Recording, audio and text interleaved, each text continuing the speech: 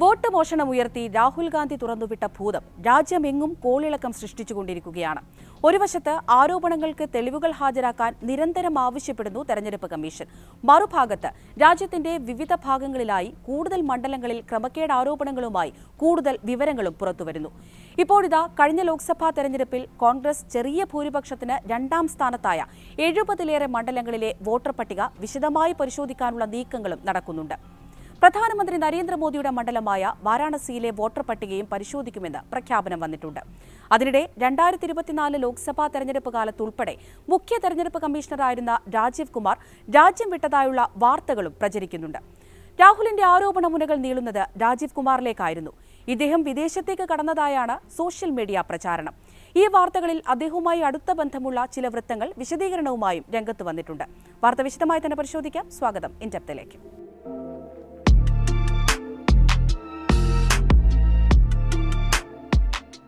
August 1-നാണ് vote തട്ടിപ്പുമായി ബന്ധപ്പെട്ട ആദ്യത്തെ വെളിപ്പെടുത്തൽ രാഹുൽ ഗാന്ധി നടത്തുന്നത്.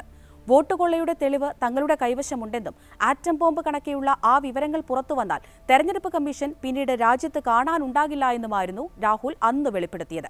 ബിജെപിയുടെ ഈ വോട്ട് കൊള്ളയ്ക്ക് കൂട്ടുനിന്ന കമ്മീഷനിലെ മുഴുവൻ ഉദ്യോഗസ്ഥർക്കെതിരെയും കർശന നടപടി സ്വീകരിക്കുമെന്ന മുന്നറിയിപ്പും രാഹുൽ നൽകിയിരുന്നു.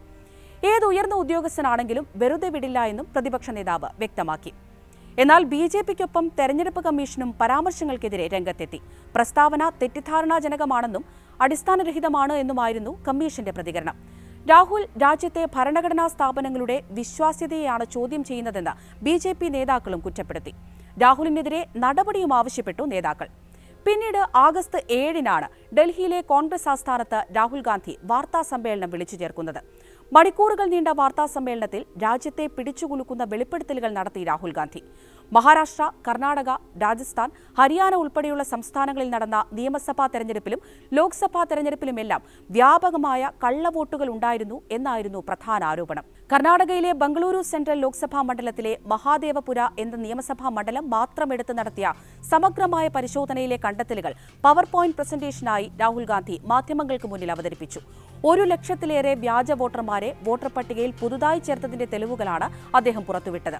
80 വോട്ടർമാരുള്ള ഒറ്റമുറി വീട് ഉൾപ്പെടെയുള്ള വെളിപ്പെടുത്തലുകൾ അക്കൂട്ടത്തിലുണ്ടായിരുന്നു. മഹാരാഷ്ട്രയിലും ഹരിയാനയിലുമെല്ലാം സമാനമായ ക്രമക്കേടുകൾ നടന്നു എന്നും രാഹുൽ വാദിച്ചു. ലോക്സഭാ തെരഞ്ഞെടുപ്പിന് ശേഷം മഹാരാഷ്ട്രയിലെ വോട്ടർ പട്ടികയിലുണ്ടായ അസാധാരണമായ കൂട്ടിച്ചേർക്കലുകളും രാഹുൽ ചൂണ്ടിക്കാട്ടി.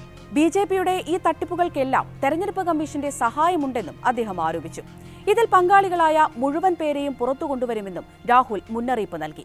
ഈ സമയത്തെല്ലാം രാജ്യത്തിന്റെ ചീഫ് ഇലക്ഷൻ കമ്മീഷണറായിരുന്ന രാജീവ് കുമാറിലേക്കാണ് ഈ ആരോപണമുന മുഴുവൻ നീണ്ടത്. ഉന്നത തലങ്ങളിലുള്ള ഉദ്യോഗസ്ഥരുണ്ട് എന്ന രാഹുലിന്റെ ഒളിയമ്പ് അതിന് ബലം നൽകുകയും ചെയ്തു. രാജീവ് കുമാറിനെതിരെ നടപടി ആവശ്യപ്പെട്ട് തൃണമൂൽ കോൺഗ്രസ് ഉൾപ്പെടെ രംഗത്തെത്തി.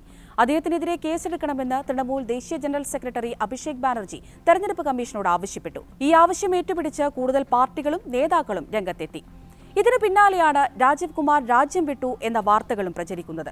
കുടുംബസമേതം വിദേശത്തേക്ക് താമസം മാറ്റിയെന്നാണ് സോഷ്യൽ മീഡിയ പ്രചാരണങ്ങൾ. ഇക്കഴിഞ്ഞ ഫെബ്രുവരി 18-ന് രാജീവ് കുമാർ സ്ഥാനത്ത് നിന്ന് വിരമിച്ചിരുന്നു. ഇതിന് പിന്നാലെ അദ്ദേഹം മാൾട്ടയിൽ സ്ഥിരതാമസമാക്കിയെന്നാണ് ആരോപണമുയരുന്നത്. എന്നാൽ സോഷ്യൽ മീഡിയയിൽ പ്രചരിക്കുന്ന വാർത്തകൾ തെറ്റാണെന്ന് അദ്ദേഹവുമായി ബന്ധപ്പെട്ട ചില വൃത്തങ്ങൾ സ്ഥിരീകരിച്ചുവെന്ന് വാർത്താ ഏജൻസിയായ PTI റിപ്പോർട്ട് ചെയ്യുന്നുണ്ട്. ആരോപണങ്ങൾ തെറ്റാണ്, രാജ്യം ഇന്ത്യയിൽ തന്നെയുണ്ട് എന്നായിരുന്നു അടുത്ത വൃത്തങ്ങൾ അറിയിച്ചത്. എന്നാൽ പുതിയ വിവാദങ്ങളിൽ പ്രതികരിക്കാനോ ഔദ്യോഗികമായി വിശദീകരണം നൽകാനോ ഇതുവരെയും രാജീവ് കുമാർ തയ്യാറായിട്ടില്ല. 2020 സെപ്റ്റംബറിലാണ് തെരഞ്ഞെടുപ്പ് കമ്മീഷണറായി രാജീവ് ചുമതലയേൽക്കുന്നത്. 2022 മെയ് മാസം രാജ്യത്തിന്റെ 25ാമത് മുഖ്യ തെരഞ്ഞെടുപ്പ് കമ്മീഷണറായി അധികാരമേൽക്കുകയും ചെയ്തു. കമ്മീഷന്റെ പ്രവർത്തനങ്ങളിൽ ഘടനാപരവും സാങ്കേതികവുമായ പരിഷ്കാരങ്ങൾ കൊണ്ടുവന്നതായാണ് രാജീവ് കുമാർ അവകാശപ്പെടുന്നത്. എന്നാൽ ഇലക്ട്രോണിക് വോട്ടിംഗ് മെഷീനുകളുടെ വിശ്വാസ്യതയുമായി ബന്ധപ്പെട്ട ഗുരുതര ആരോപണങ്ങൾ ഉയർന്ന സമയമായിരുന്നു അദ്ദേഹത്തിന്റെ കാലയളവ്. ഇതോടൊപ്പം വോട്ടർ പട്ടിക ക്രമക്കേടുകൾ, ഭരണകക്ഷിയായ ബിജെപിക്ക് അനുകൂലമായ നിലപാടുകൾ തുടങ്ങിയ ആരോപണങ്ങളെല്ലാം വലിയ തോതിൽ ഉയർന്നിരുന്നു.